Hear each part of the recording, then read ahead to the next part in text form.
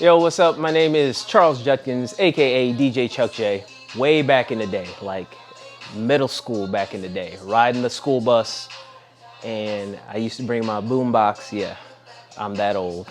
Bring my boombox to school, and I'd be the one playing the music in the back of the bus. So I would make these little mixtapes of all the popular songs, and we just jam out on the bus, and that's really how I got started. And then I started doing little house parties here and there. And once I got to Birmingham, that's when I really got into it. DJing in nightclubs, doing special events, doing weddings, doing a bunch of different things. I love doing weddings. I love bringing the music portion to it, whether it's the ceremony, whether it's the reception.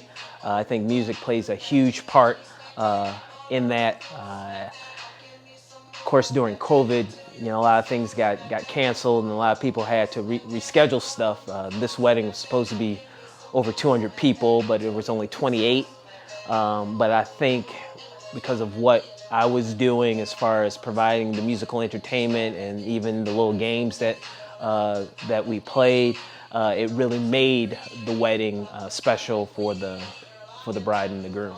I don't take my skills and my experience for granted. A lot of times people they kind of overlook what the DJ actually brings to an event, and there's an actual skill and science behind that. And so I always ask, the price range, the time frame, and then kind of the theme, the atmosphere. What are they looking for? What types of music are they looking to have?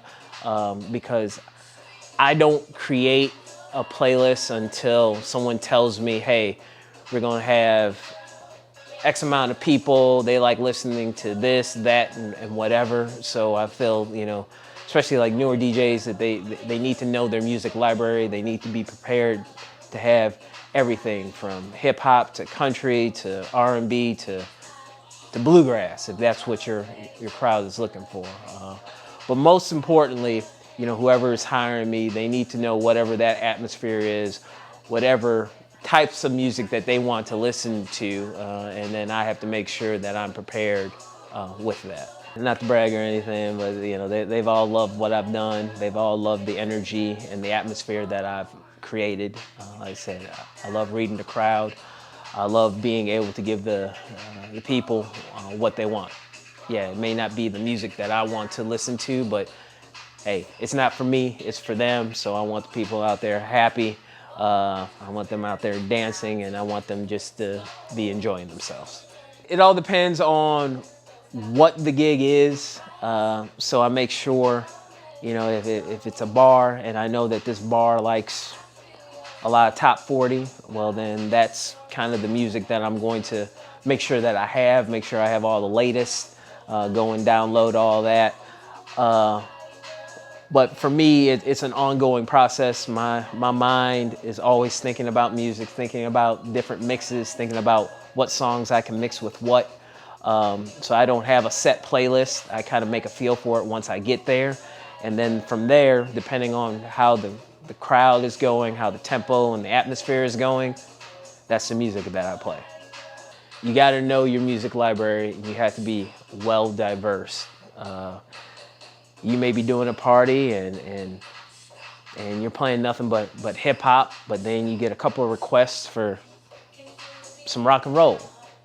Well, if you don't have rock and roll, that may discourage some people, that may turn some people off. You may lose your crowd, you may lose whatever hype that you have going. So you have to have a very diverse library. And then just know your crowd. I have a lot of DJs out there who's gonna play stuff that they wanna listen to. Remember, these people hired you to play what they want to hear, not what you want to hear. Sometimes it coincides, a lot of times it doesn't. So just understand that, and remember, you're there to play what they want. I did a virtual graduation, did a couple of virtual birthday parties, done actually, and even right now, a couple of conferences where they've had little happy hours, and so I've played the music from there. So you've had to learn, and I've had to learn how to adjust to the times and what do I need to do, since, hey, I can't be in a club, hey, I can't be in a bar, I can't be with people. How do I adjust with all the technology that's out there to make my skill set happen? So whether it's, you know, social distancing as far as with our software that I'm using, and with the Ask the DJ type thing, fine. If it's doing virtual, we did virtual proms, we've done virtual graduations. So having that access and being able to adapt to this new normal. But yeah, I've done many of a virtual event. You know, being old school, I love doing the vinyl. I hated carrying all the crates, looking at all the records. You know, CDs kind of the same. I think since the technology has expanded and made it a whole lot easier, you know, I can literally take a jump drive that's this big and have over 1 million songs. So I think any of the styles, I think I'm easy to adapt to. It really just depends on the situation. You know, if I'm at a wedding, they're not looking for me to mix and scratch as much. But if I'm in a club, especially a nightclub where they're doing a lot of dancing and it's a lot of high energy, that's where I can really show off. So, but it was up to me, you know, I would love to go back to the old school with the vinyl and getting on the ones and twos, on the Technique 1200s. Always rocking the U. It's where I went to school. Always showing love, but hey, I will always rep the 312 or the 773 Chi-Town.